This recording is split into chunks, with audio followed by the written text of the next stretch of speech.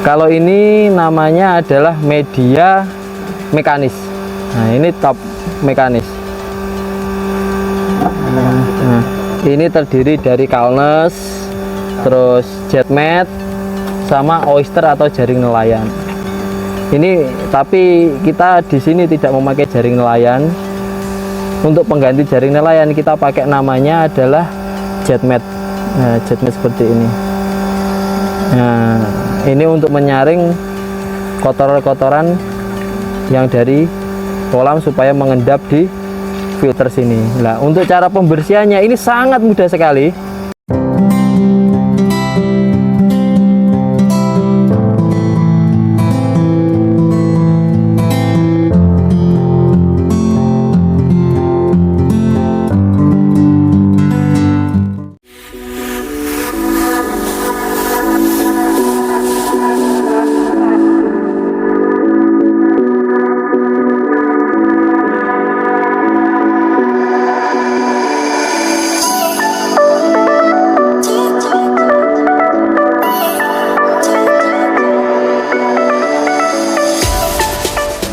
Assalamualaikum warahmatullahi wabarakatuh.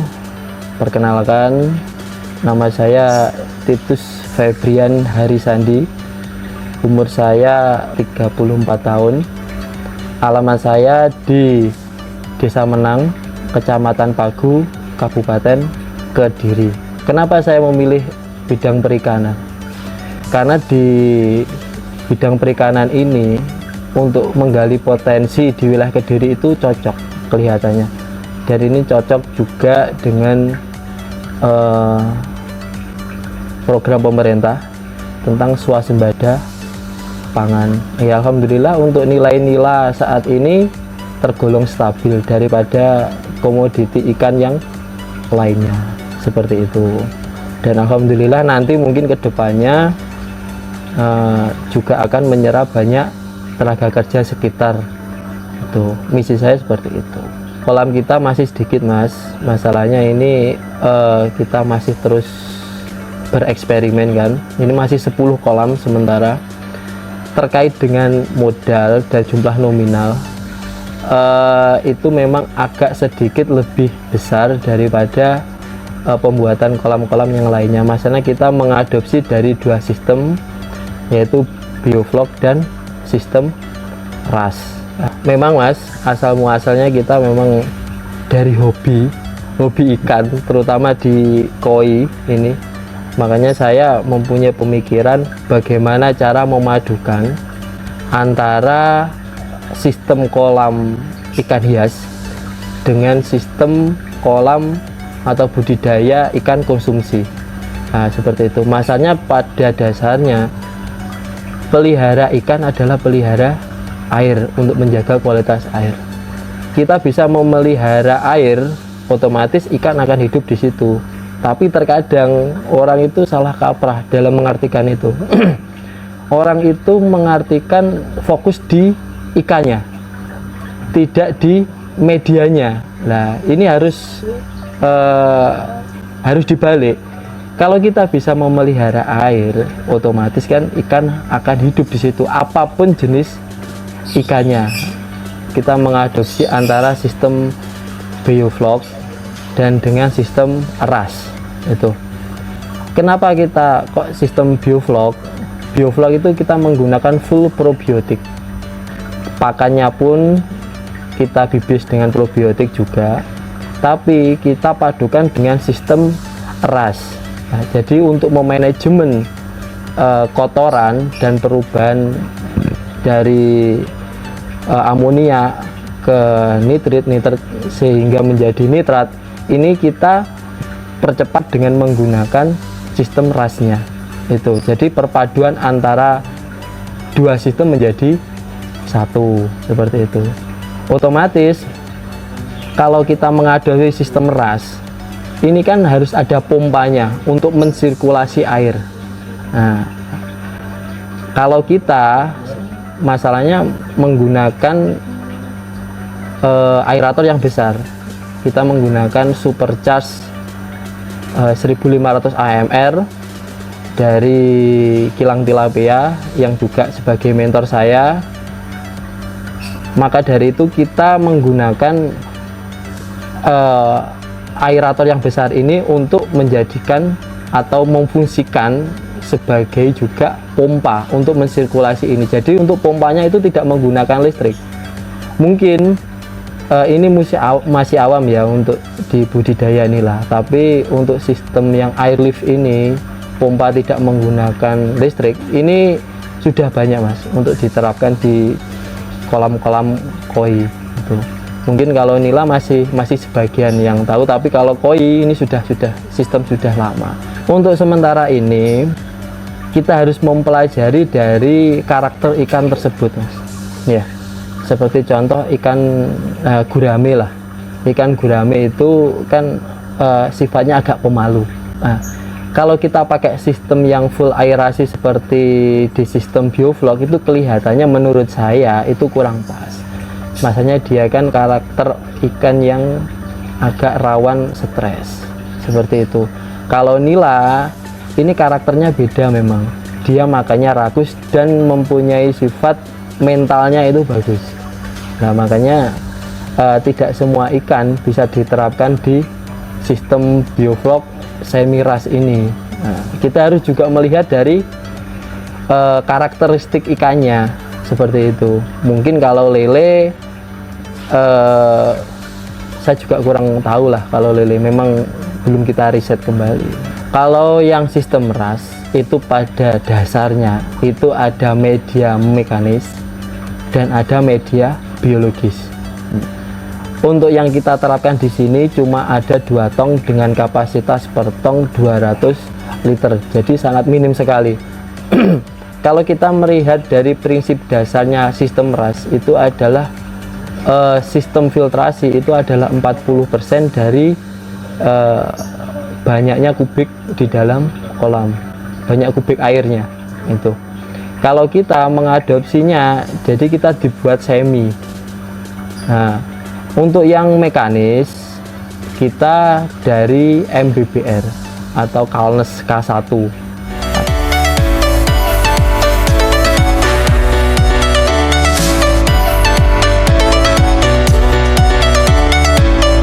Kalau ini namanya adalah media mekanis.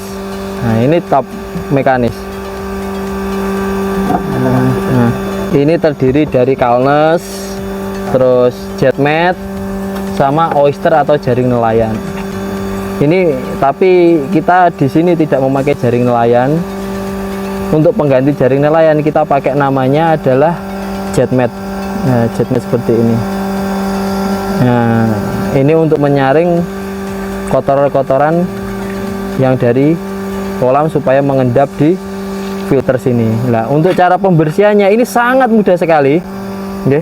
Ini tinggal kita naikkan ke atas begini, kan, supaya air dari filtrasi 1 ke filtrasi 2 ini biar bisa stop. Habis itu kita tutup. Kita tutup seperti ini, kita nyalakan untuk aerasinya yang ada di sini, otomatis dia akan teraduk secara otomatis. Nah, kita tunggu beberapa saat, ya kan? Kita tunggu beberapa saat. Setelah ini kotoran ini bisa menyebar ke seluruh bidang dan sudah teraduk, ini akan kita angkat, kita buang. Otomatis air akan keluar situ, sangat kotor, sangat kotor.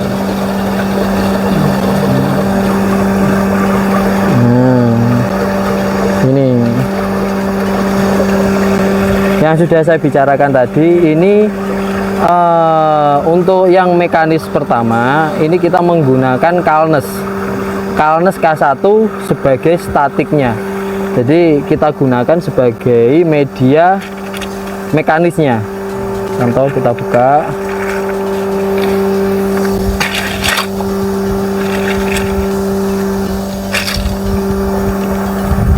Ini tidak perlu dibersihkan. Ini juga sebagai untuk rumah bakterinya juga ini. Jadi kalau mau dibersihkan tidak masalah, tapi kalau bisa tidak usah terlalu bersih. Nanti bakteri pengurainya ini juga mati nanti. Kita buka dulu. Nah, ini untuk media kalnesnya. Nah, ini otomatis kan ini akan diraduk sama dia. Mekanisnya, nah kita pakai ini kalnes karena yang K1, tapi kita buat untuk static bed, jadi dia tidak bergerak. Nah, otomatis kalau tidak bergerak dia akan menyaring kotoran kasar.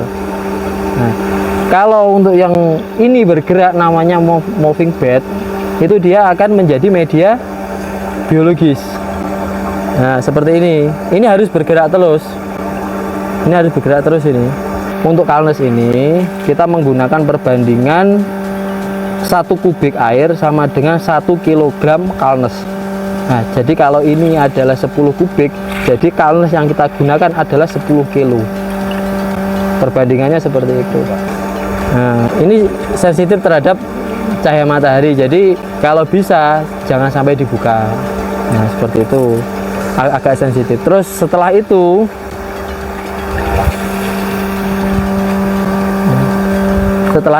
setelah dari media biologis moving bed ini, dia akan keluar lewat sini, dia akan kembali ke kolam tanpa menggunakan listrik pompanya. Jadi dia tidak menggunakan listrik, tapi dia pakai sistem air lift atau pakai tekanan aerator. Sedangkan yang ini kalau kita tambah dengan lampu UV ini enggak terlalu bisa ditarik. Nah, ini dalamnya ada lampu UV ini. Gunanya lampu UV ini sebagai anti alga. Jadi dia fungsinya untuk membunuh alga, biar supaya alga yang ada di dalam kolam itu supaya perkembangannya supaya bisa ditekan. Karena alga itu juga menyerap oksigen juga. Nih, kalau yang ini. Jadi otomatis dari 10 kolam ini kalau ada lampu UV-nya, standar airnya itu hampir sama. Jadi tidak ada yang warnanya terlalu hijau, warna yang terlalu coklat ke tua, hampir hitam, itu hampir tidak ada. Jadi warna airnya itu hampir sama rata-rata kalau ada lampu UV-nya ini. Nah, ini juga untuk sterilisasi air. Jamur-jamur di kolam untuk biasanya yang menyerang ikan, Aeromonas dan lain-lain, ini menurut saya pribadi ini bisa menjadi solusinya. Nah, apalagi pas waktu musim penghujan biasanya bakteri Aeromonas itu juga cepat berkembang. Nah, itu kalau kita tidak bisa memanajemen kotoran di dalam kolam ini, bakteri-bakteri yang mengganggu pertumbuhan ikan itu pada akhirnya dia juga akan muncul. Makanya kita buat untuk sistem filtrasi, gunanya apa? Agar kita lebih safety, lebih aman terhadap budidaya ikan ini. Ya, ini adalah salah satu contoh solusi kalau kita berbicara teknis. Ini adalah teknis yang bisa diterapkan di semua kolam para pembudidaya.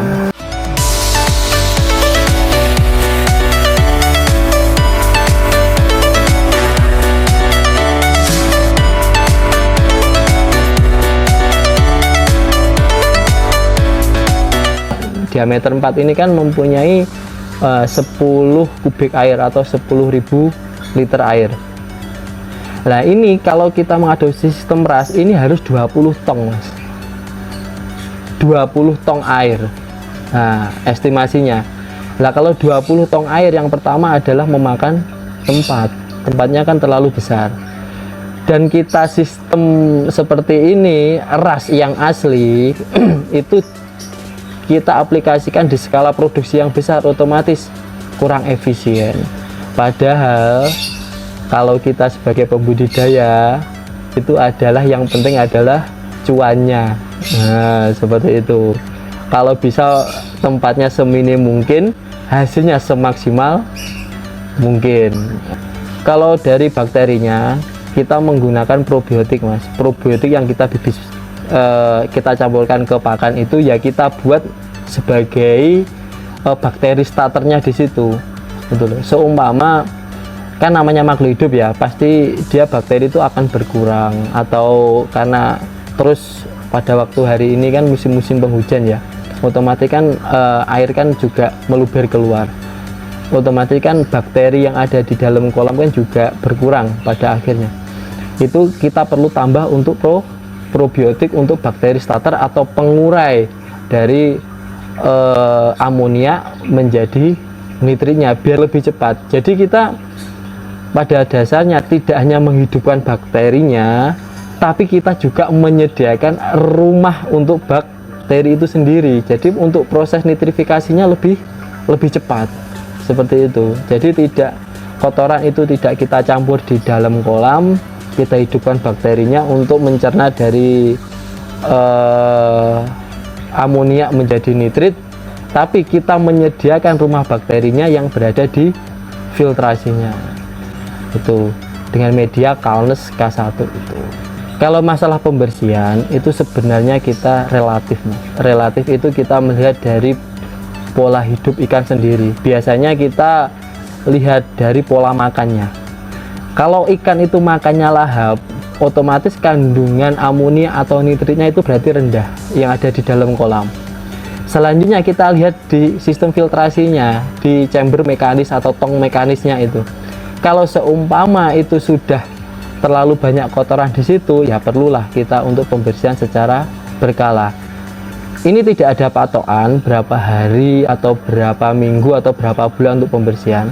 Ini tergantung dengan pola pemberian makan si ikan. Otomatis kalau ikan itu tambah besar, otomatis pemberian pakannya kan bertambah juga. Sehari yang awal mula cuma 1 kilo atau 2 kilo, mungkin kalau dia sudah beratnya mencapai 250 gram atau selebihnya, per kolam itu bisa sampai 6 kilo sampai 7 kilo. Itu otomatis dengan pemberian pakan yang banyak, filternya ini akan semakin cepat kotor. Siklus pada awalnya 1 minggu sekali akan maju menjadi 4-5 hari sekali, mungkin bisa maju lagi 3 hari 2 hari sekali, bisa jadi seperti itu. Makanya ini akan kita riset terus, bagaimana cara membersihkan filtrasi yang cepat, efisien dan maksimal. Itu perlu kita pelajari terus. Sebelum kita membuat 10 kolam ini kan kita juga bereksperimen ya, buat bereksperimen sekiranya ini kita membuat sistem yang bisa diaplikasikan dalam jumlah yang besar dengan metode yang sangat simpel dan mempunyai hasil yang maksimal, seperti itu. Kalau saya dari sistem RAS ini, itu yang pertama kita hemat air. Untuk kualitas air alhamdulillah juga terjaga. Untuk resikonya jadi kita lebih safety lah, lebih meminimalisir resiko, seperti itu. Dari segi keuntungan menggunakan sistem semi RAS kombinasi antara bioflok dan RAS ini ya.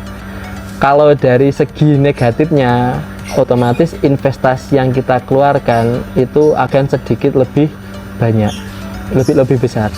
Tapi menurut saya ini juga sebanding dengan masa dari filtrasi ini. Kalau saya mengira ini untuk filtrasi ini bisa sampai 7-8 tahun tidak akan mengganti, Mas. Jadi ini adalah nilai investasi. Kalau saya melihat itu dari situ, bukan biaya produksi. Pada dasarnya nilai ini kan kita bentuk menjadi sebuah produk ikan yang besar, cepat gemuk, akhirnya kita cepat panen, ya kan. Maka dari itu inti dari ikan ini supaya cepat besar itu adalah makan. Pola pikir saya adalah berapa banyak pakan yang sudah dikonsumsi oleh ikan tersebut, seperti itu. Ikan itu makhluk hidup juga ada titik nolnya loh, Mas. Titik nol itu maksudnya gini, dia kita kasih pakan dengan persentase 0, ini dia juga tidak akan berkembang dan dia juga tidak akan mengecil. Jadi dia hanya bertahan hidup aja. Nah, kita harus bisa mengukur berapa persen yang harus kita kasih makan supaya dia bisa membentuk dagingnya, supaya dia bisa menjadi ikan yang besar. Nah, jadi pola pikirnya harus dirubah, bukan berapa lama budidayanya, tapi sudah berapa banyak makanan yang dikonsumsi oleh ikan tersebut. Ini sistemnya kan masih eksperimen Mas Jagung, saya masih junior juga. Nah, itu kita masih terus belajar, kita masih terus menggali informasi bagaimana budidaya ikan nila ini bisa dikembangkan dalam skala bisnis yang besar. Mungkin kalau saya pribadi itu akan kita perbaiki atau inovasinya di sistem filtrasi. Filtrasi itu supaya cepat untuk pembersihannya bagaimana, teknik-tekniknya seperti apa bahan yang kita gunakan. Nah, itu yang perlu kita pelajari dan terus kita inovasi. Itu kita lihat dari perkembangan ikan. Nah, itu mungkin ini kan sementara kita masih pakai satu airlift ya, satu pompa. Mungkin kalau nanti dalam berjalan 2 pompa menjadi lebih baik, akan kita tambah menjadi 2 pompa. Jadi kita dalam berinovasi pembudidaya ikan ini tidak stuck. Ya, ilmu yang saya dapat seperti ini tidak. Jadi kita terus mengembangkan bagaimana cara supaya lebih efisien, maksimal, dan mendapat cuan yang berlebih lah, seperti itu. Dalam budidaya seperti yang saya terapkan ini, yang tidak bisa ditawar itu adalah konsumsi listrik. Kita kemarin saya cek itu sekitar 2.800 sampai 3.000 watt. Itu estimasi biaya yang dikeluarkan sekitar per bulan rata-rata 2,5 juta sampai 3 juta, seperti itu. Maka kita membangun sistem RAS ini, kita bisa memangkas biaya produksi, Mas. Kalau pakan mungkin kita bisa bermain ya, kita kasih sedikit atau kita kasih banyak, tapi untuk listrik ini tidak bisa ditawar, Mas. Kita pakai 2 kolam pun kalau pakai supercharge ini, biaya yang kita keluarkan setiap bulan itu juga sama. Nah, maka dari itu kita harus meminimalisir dan memanajemen itu. Ini supercharge ini menurut prinsipnya itu kan bisa 15 sampai 17 kolam, Mas. Nah, sementara ini masih kita terapkan di 10 kolam. Jadi sebenarnya kita dalam budidaya nila ini harus melihat kapasitas sebenarnya. Kita pakai alat A kapasitasnya sekian, kita pakai alat B kapasitasnya sekian kolam. Nah, ini harus kita manajemen yang baik, seperti itu. Jangan kita 3 kolam pakai supercharge 1.500 AMR. Lah, ini kan kurang edukasi kan. Nah, makanya kita guru atau mentor itu perlu, supaya kita itu coro Jawane tidak gerayah-gerayah. Nah, gitu loh, tidak gerayah. Saya mengibaratkan kita masuk ke hutan belantara, kita dibekali ilmu dan dibekali oleh pemandu. Ini akan selamatnya itu beda. Kalau kita ibaratnya ngawur lah, tanpa dibekali ilmu dan mentor, langsung masuk ke hutan, otomatis persentase selamat kan cuma sekitar 20-30% ya. Tapi kalau kita dibekali atau dipandu oleh mentor atau ilmu, itu persentase keberhasilan bisa sampai 70-80%. Nah, makanya untuk pengusaha-pengusaha muda jangan ragu untuk belajar.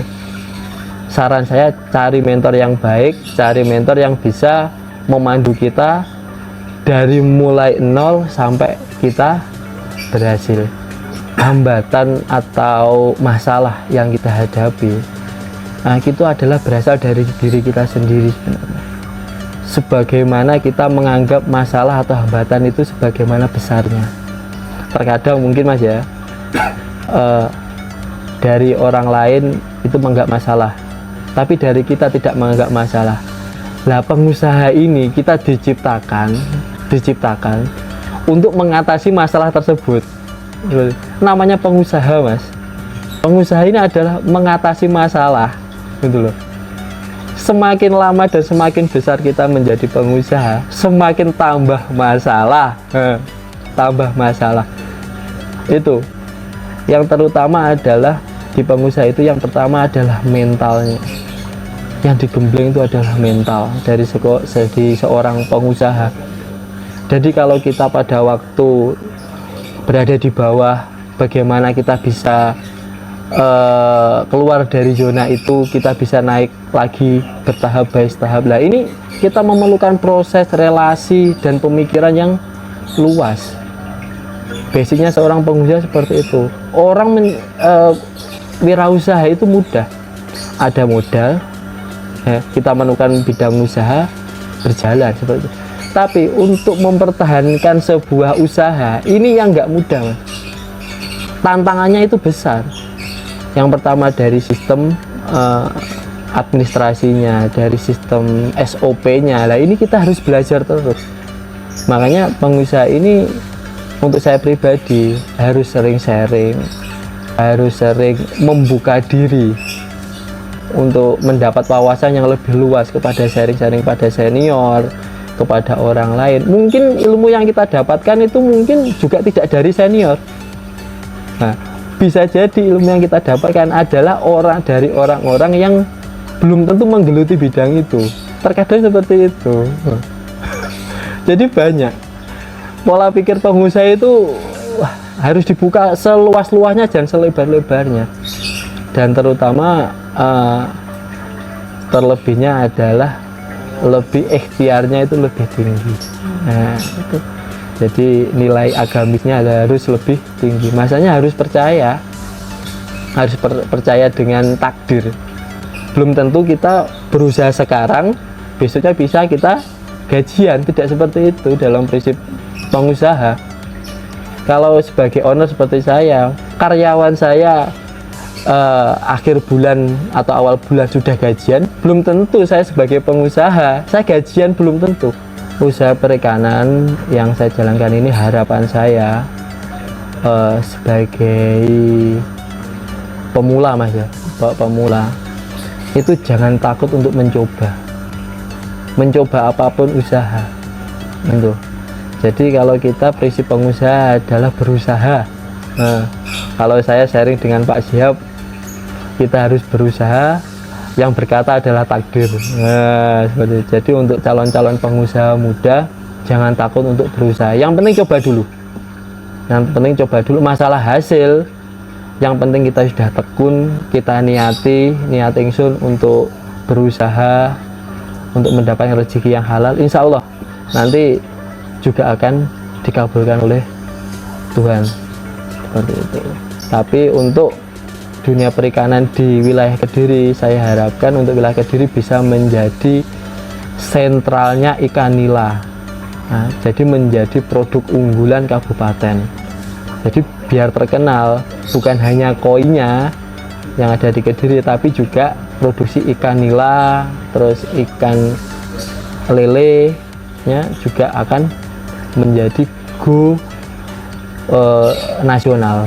Kita harapkan dari hulu ke hilir. Jadi dari mulai kita membesarkan, memproduksi, dan sampai pemasarannya. Untuk kedepannya seperti itu. Yang terutama bisa mengkaryakan banyak orang lah. Kita buat untuk berbagai macam makanan dan olahan, seperti yang dilakukan di kilang tilapia, berbentuk frozen, berbentuk marinasi, pengkalengan, dan lain-lain. Di rezeki kita ada hak orang lain, ya kan? Jadi rezeki orang lain itu juga melewati kita.